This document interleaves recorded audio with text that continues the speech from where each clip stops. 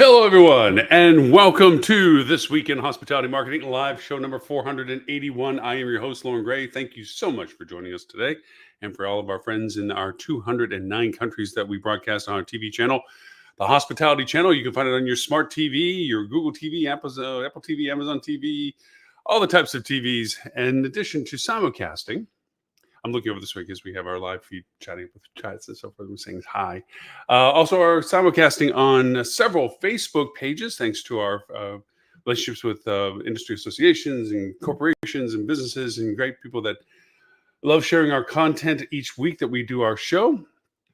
And that would include YouTube channels. That would include LinkedIn on my profile. That would include, Twitch.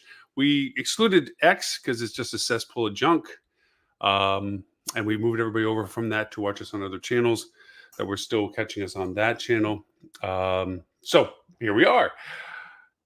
End of October. Halloween is just a week away, or less than a week away. And for those of you in the domestic U.S., change of seasons to a degree, still heat waves. We talked a lot about weather impacts and so forth, plus also the damaging effects of hurricanes. We're still going through the process, hence the disarray behind me. Here in Southwest Florida, along the west coast of Florida, people had it much worse than we did this last time. And then, of course, the tragedy that happened in the Western Carolinas, Northern Georgia, that area from Helena. Anyways, it brings us to a lot of what we do each day with hospitality marketing. We've gone through the cycle of how to rebuild, how to stand out, how to use proper data to know what it is that we should be targeting towards and so forth. Today, I wanted to broach onto something. To be candid about all things as we do with the show, we're noticing trends and patterns beginning to emerge that are persistent through multiple markets. We have clients all over the world and in all different areas and so forth. And there's an ebb and a flow to business cycles in specific regions anyway. But there's also general trends as to how things are going. And you can listen to the pundits that talk about optimistic growth for the year, only to go and recede that after the first quarter actuals, and recede it farther after the second quarter actuals, and they base this all for financial gains and so forth. It's kind of a, if you believe me, everybody believes me, then it must be true kind of mentality, only to find out when the reality is coming 6 months later, everybody goes, oh gosh, we missed it, but we're going to do what we can to persevere. Well, we're in a general trend right now where we're seeing travel shift from a available to everyone to just available for some. We talked about the K economy, and those people that have money still have money and will continue to spend money the way they want to. And we have a lot of people that just have to make an either or option when it comes to travel. And we're into that market now, as we talked, that we're into a retail cycle right now with the holidays. People don't have the expendable income or the discretionary income to do a and conversation when it comes to travel and retail purchases. And so we're seeing a lot of receding as to travel demand. Now, we were quick to point out to retail the exploitativeness of their profit margins and their greed of shrinkflation and high prices and so forth, to the point where now we're seeing news coverage of pricing that is coming down because they realize that we're literally chasing down the more affordable option when given options. And that there is no loyalty to going to that particular store. There is no loyalty to that particular product as much as it is I need the product, and whatever variation I can afford is what I'm going to get. We're seeing that now begin to slide into travel, where it's like, yes, what you have is wonderful. However, what I really need to do is in the area that you're in, and I can't afford what you're asking, so I'm going to find a place that I can afford if that's where I need to go.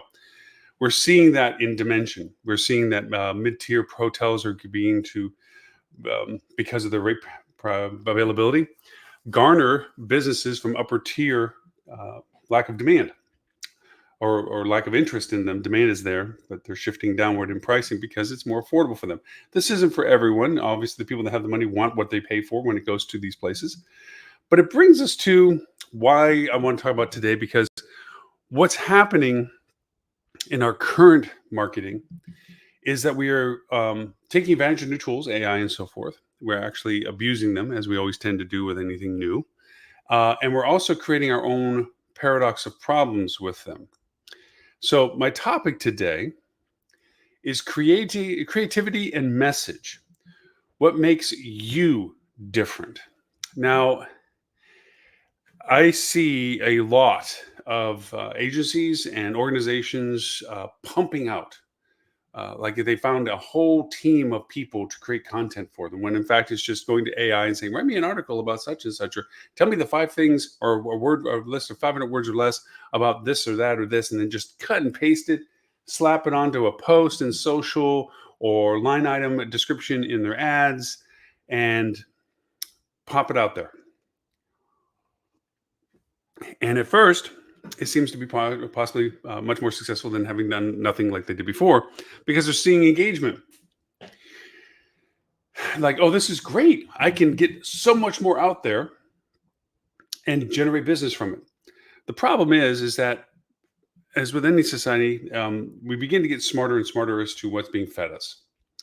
And we quickly begin to see what is human creative based and what is not human creative based. Now, AI is getting better every day from what we feed it. And this distinction sometimes gets easier to blur. And of course, with our political climate right now, we're getting everybody's effort of fabricated content possible. So we're beginning to see more and more examples of ways to reach out. We're seeing where it used to be politicians and so forth would use more traditional media methods. We're seeing them saturate text messaging, saturate WhatsApp, saturate social media, because it's trickled down enough that the common local council member running for office sees that this is how they can target their constituents. They can geographically target whom they want to talk to, demographically target whom they want to talk to, and that's where they spend the few shekels that they have in their marketing, and it just floods us with stuff. So we have this overwhelming amount of content. Strangely enough, I'm working on a project where all of the show's content transcripts are being piled into an AI, and I'm making a mini me when it comes to the content that's been presented in the shows as a means of a dialogue where you can ask questions about things that we talked about in the show and guides and so forth. I'm going to see what it looks like, see how it comes out, how accurate it is from what it was said versus what it says to do from what it was taken from the transcripts.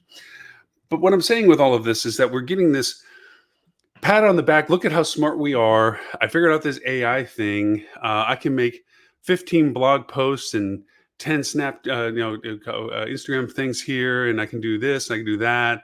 I can make content for my website. I can do all these things. And yes, you can. And yes, it can be helpful. It's not saying that all the content's bad by any stretch. It's just the overwhelming amount of it and the lack of genuine authenticity to it that is beginning to become notice. Well, how does this come to our first discussion of shifts and trends?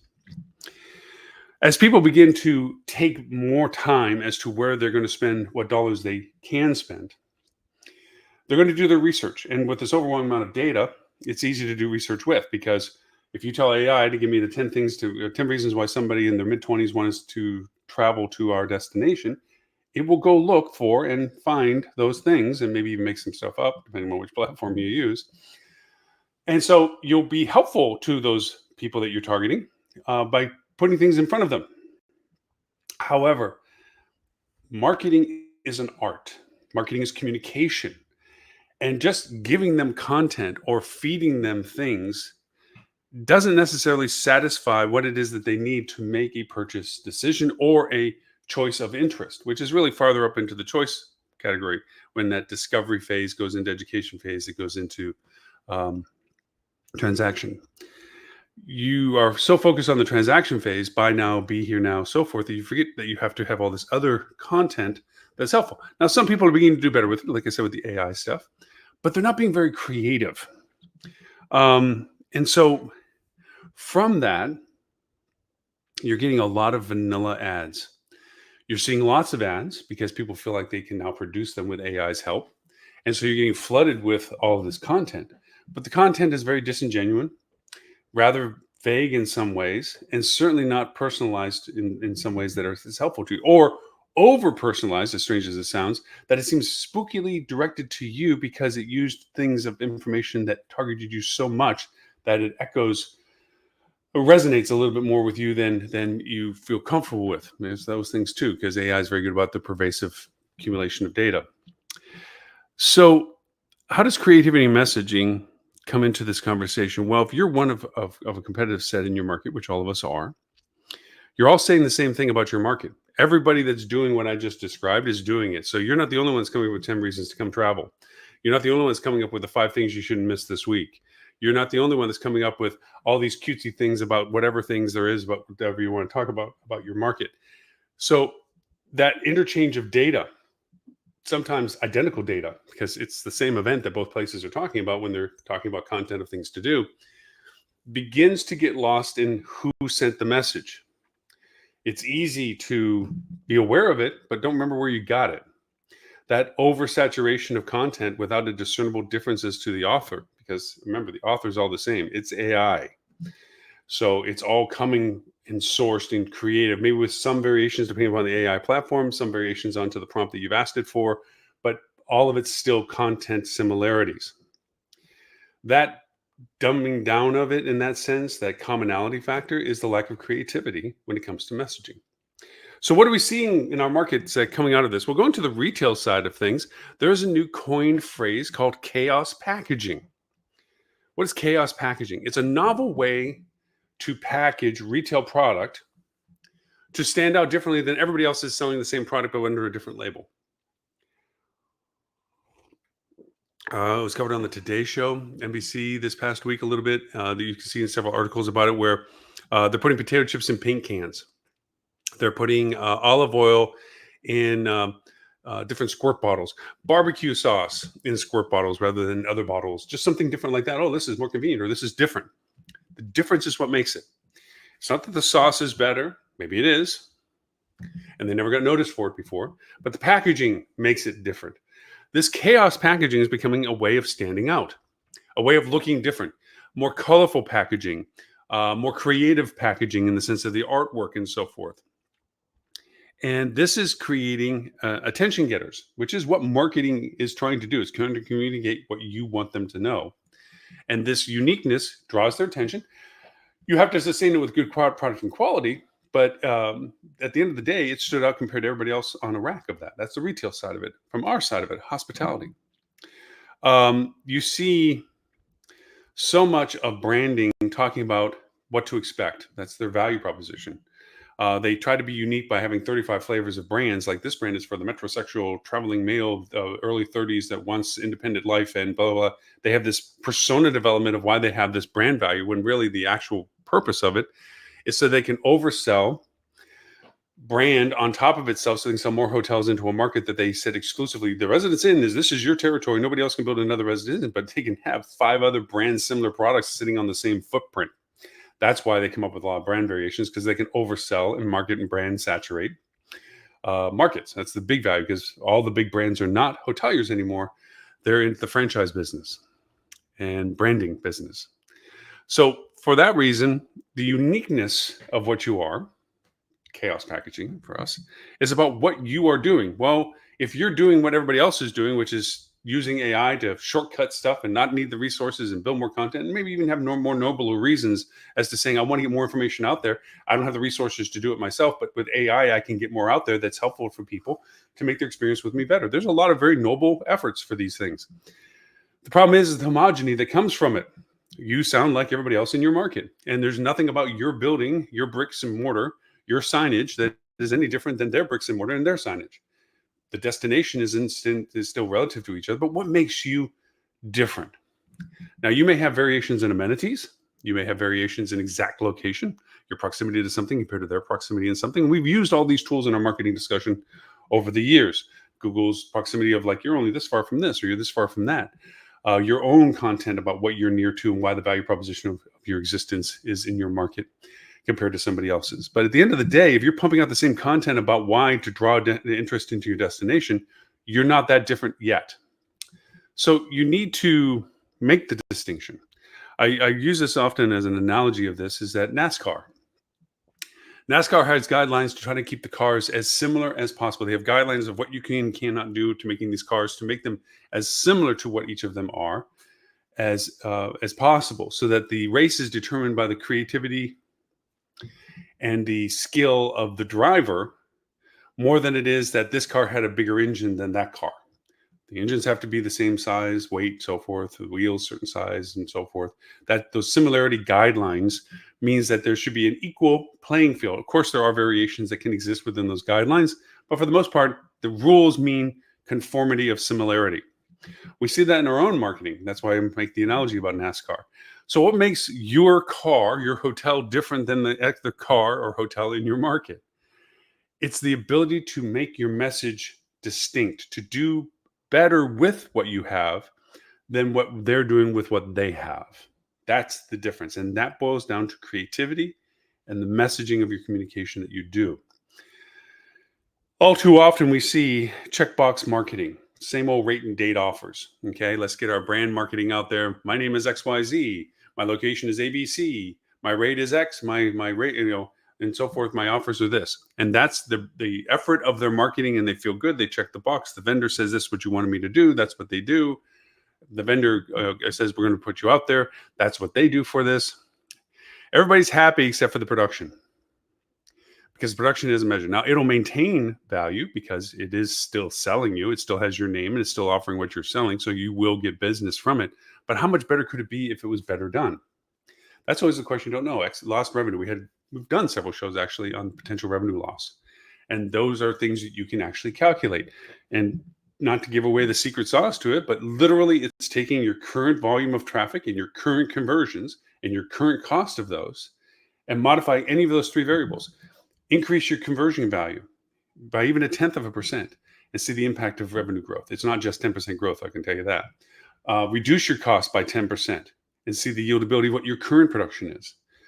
Say your current production goes up at the current cost and the current percentages and see how much money you have to spend to get it. These ways you can determine to see how more value of what you're doing would generate exponential value in revenue. It's an exercise. We talk about stress testing budgets and things like this. It's just in the same context of those conversations. The other of this is getting past the branding that everybody does homogeneously to the non-branding. And these are literally, as we've talked about many times in complaints, the two categories that most accounting or most marketing accounts are made based on. Here's your branding campaigns, here's your non-branded campaigns. And they kind of emulate that in each of the channels that they occupy in, whether it's social, whether it's paid Google, paid Bing, what have you. It's a presence of who you are and presence of what you are. It makes logical sense. It's not as if those aren't rational ways of looking at your marketing, but they're not exclusively the only ways to look at your marketing. Sometimes there is ways to look at marketing that go beyond who you are, where you are, into what you are. I say that from some good examples that have come in to the market that I think are very good ways of showing what creativity can do. The first one, which I've been challenged at recreating it for the purposes I want for a hotel recovering from the hurricanes, is what was done by Honda, and it's a reverse poem ad, a palindrome. Palindromes, in context, you can read them forward and back, and they say the same thing. The lettering's the same. So a palindrome, reverse palindrome poem, is kind of like a mosh of terms that really is not clearly defined. The ad, if you haven't seen it from Honda, and I will share in the show notes the link to the ad to give some example to it, is basically it goes into a descendance of negativity by one line at a time. You have a great oral author that it reads one line at a time, and visually in the background it shows actions that are supporting what it's saying, about lack of success, you probably won't see me again kind of mentality. Then as it finishes the 12 lines one at a time that it goes through, then the images don't reverse themselves like you rewinded it, but rather it shows the positive of each image as it begins to read the sentence is going ascending again. So literally reading the same sentences, but in reverse order. And it turns into a positive message. So from started as a negative message, went to a positive message. That palindrome, or reverse poem palindrome, is an interesting creative way of making a message, because it didn't talk about your rates and dates. It didn't talk about your location and your value in it. It talked about the value of experience. It talked about the value of what makes things meaningful. It's a why conversation. Why conversations are very hard to crack. It does require creativity to crack why conversations, because it requires an understanding of the pieces to what you're using to answer the why. You can talk about the how and the what's and the where's and everything else. The why is challenging because you have to have all of those other pieces to understand the why. And that creativity came through in the ad. I thought it resonated with me that it's not like I want to go buy a Honda. And they weren't even selling a car or anything like this. They were selling the concept of what they were as a brand, as a producer of these things. And in a way that made it feel, you've seen those in Nike commercials, the swoosh commercials or the Adidas commercials, the inspirational ones of just do it. It doesn't tell you to buy sneakers, but it is telling you to buy sneakers. But it's telling you that if you associate yourself with our product, this is what we want you to get to feel about it. Whether they believe it or not, that's what they're doing in the marketing communicating sense. Another interesting one that I thought was very creative and very much attached to the emotional why of things was the recent Disney World ads, where it shows parents with young kids. And it goes through a story arc very quickly, because story arcs are simply beginning, middle, and end. It's a story arc. And in it shows about this is, they won't always fit on your shoulders.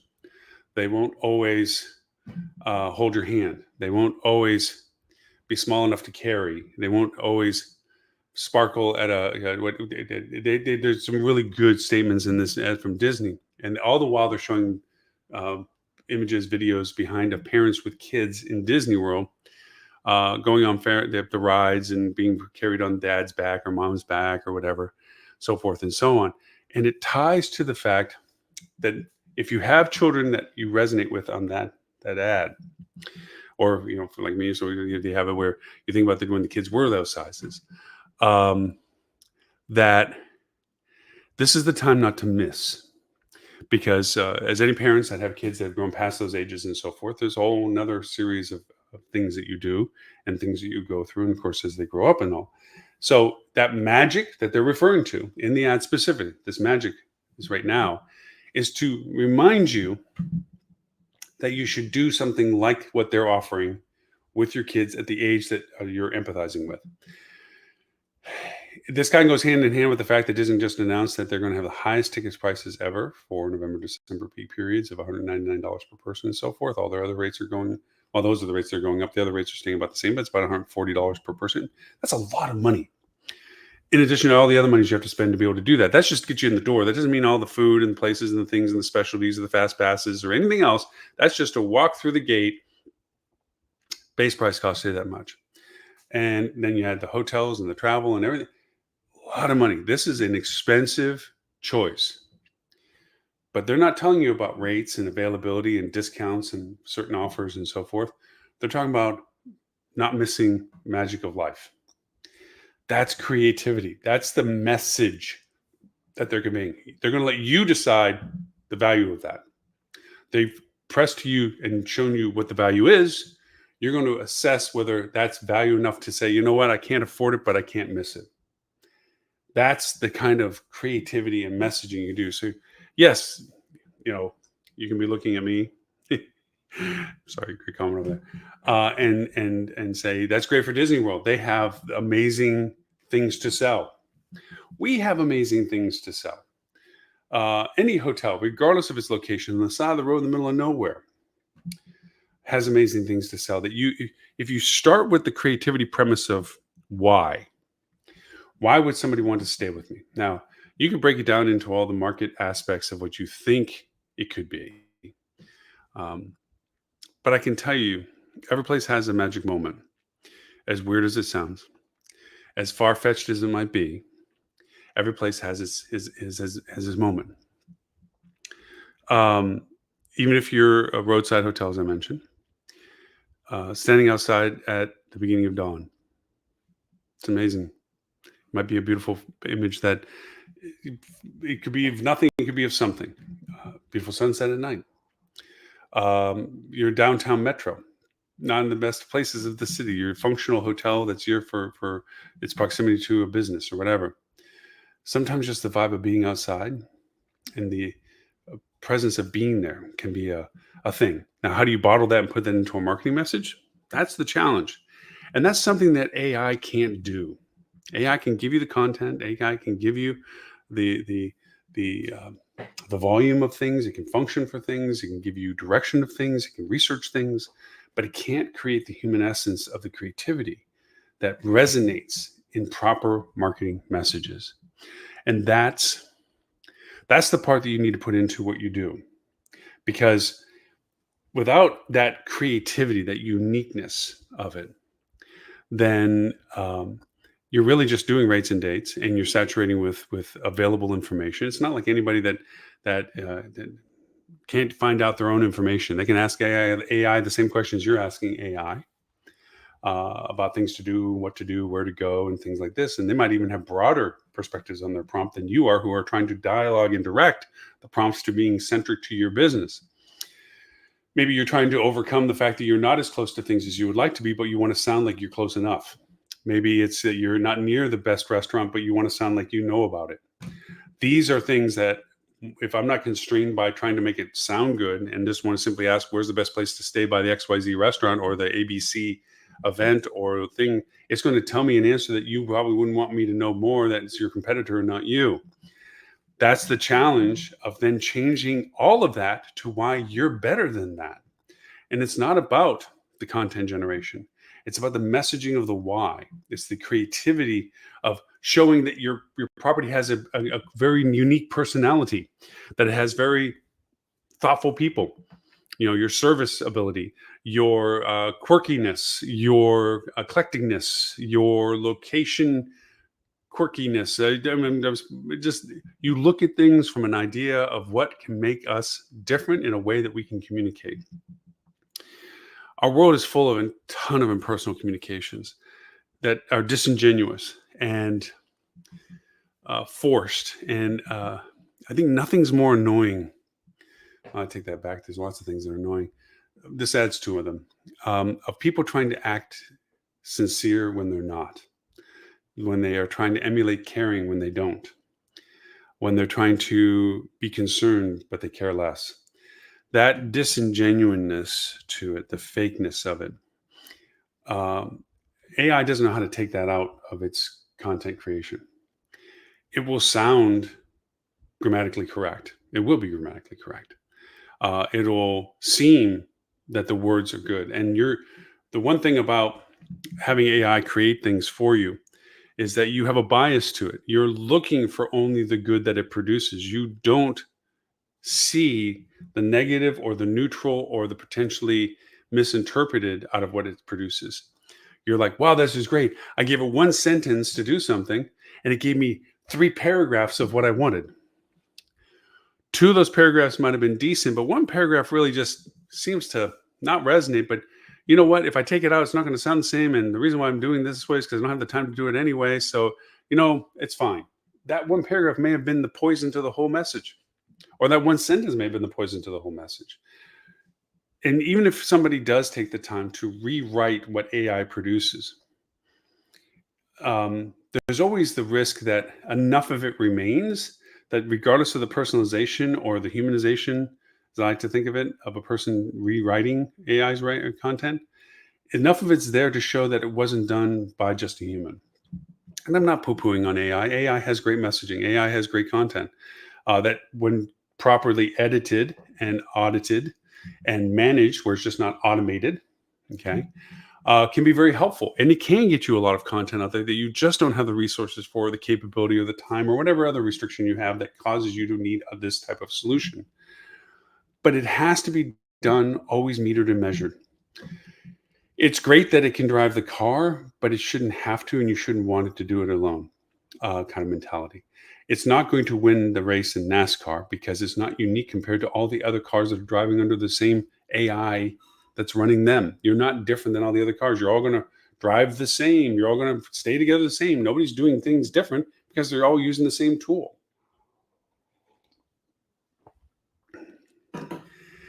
The reason for this conversation is really about going back to the nascence of our conversation today, which is general trend. The market's shifting. We're in a massive election year.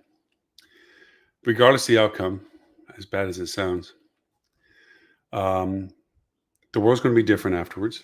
It's going to react differently afterwards, and things are going to change afterwards because all of the pandering and placations that are going on now for people to get reelected, the promises, the hype. The reality is going to be in afterwards.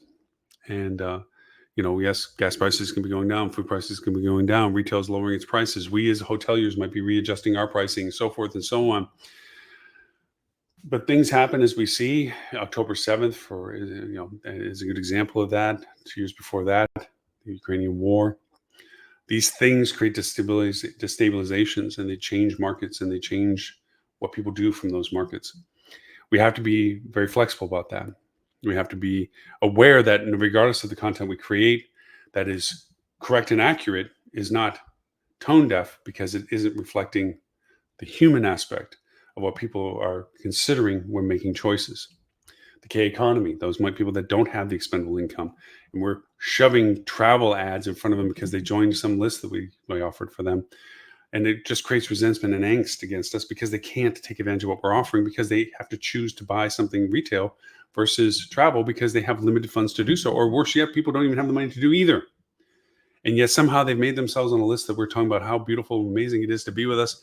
And in fact, they can't exercise any of those options. So those are realities that we have to be sensitive to. As humans, we have to be sensitive to answering the why somebody is interested in what we have to say. Why do they want to hear what we have to say? Why that we do what we do in a way that makes people want to have what we have? That's what makes you different, is the creativity and the messaging that you use. So I think I've made my point, I hope. I hope that you've enjoyed the idea of the discussion. Makes you think a little bit about how you can implement more of creative messaging in your marketing and less of the let's just get the bulk work done kind of concepts that sometimes can create a counterproductive value to what you do. Yes, you did it, but it didn't provide value because it wasn't accurate enough. To everyone that's watching me live today, thank you so very much for taking the time. And this is globally. I'm still on awe of the time zones that I see people from watching me live. But if you do want to catch us on a replay, which we do every Wednesday, 11:30 a.m. Sydney, Australian time for our APAC friends, and also 11:30 a.m. Wednesday morning, London time for our EU friends and Mideast friends, then you'll hear its in entirety back then as well. It will be rebroadcasted as always on our live channel, Hospitality Channel, which you can catch on all your smart TVs, Roku, Amazon, Google, app, all of them. Yeah.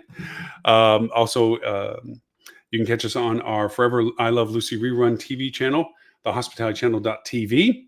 There, all of our live shows, these are searchable by content, by hosts, and by data broadcast, as are all of our podcasts. Over this, we've been doing this now. The live show, TV show, we've been doing live every week without exception. We're in our 10th year, and our podcast is actually 17 years old. Long before people were doing podcasts, we were back in the day doing it for fun. So all of those are there as well. Our Hospitality Marketing Club are for hospitality peers who want to join, have collaboration with people that also are doing hospitality marketing. This is not a place to go from zero. You have to already be doing the industry. You have to be familiar with what it is. Matter of fact, when you go to the website, hospitalitymarketing.club, put in your email address, I send you a quiz. If you pass the quiz, it shows proficiency. You can join our club. And then you can talk to peers like yourself about things, and we go through dialogues about a bunch of different stuff. And then, of course, our TV channel is also an app, Hospitality Channel. You can find it on Google Play or Apple iOS, App Store. And just look for the Hospitality Channel, and our app is there. And if you want to see a web version of it, you can go to talktravel.tv. That's our web link for our app and for our TV channel. And don't forget our podcast. We have our podcast, but we also have our radio station, hospitalityradio.com. That is in 39 countries, and it has pre-programming from a variety of authors on all topics related to the hospitality industry. So unbridled self-promotion, I guess, although we don't make any money from all of these things. We don't do sponsorships or anything like that. So everything we talk about is unbiased. This is just what we're trying to do to make sure that the content is available to everyone in the industry. So with that, my name is Loren Gray. I thank you for the privilege of your time, and I look forward to talking to you all next week.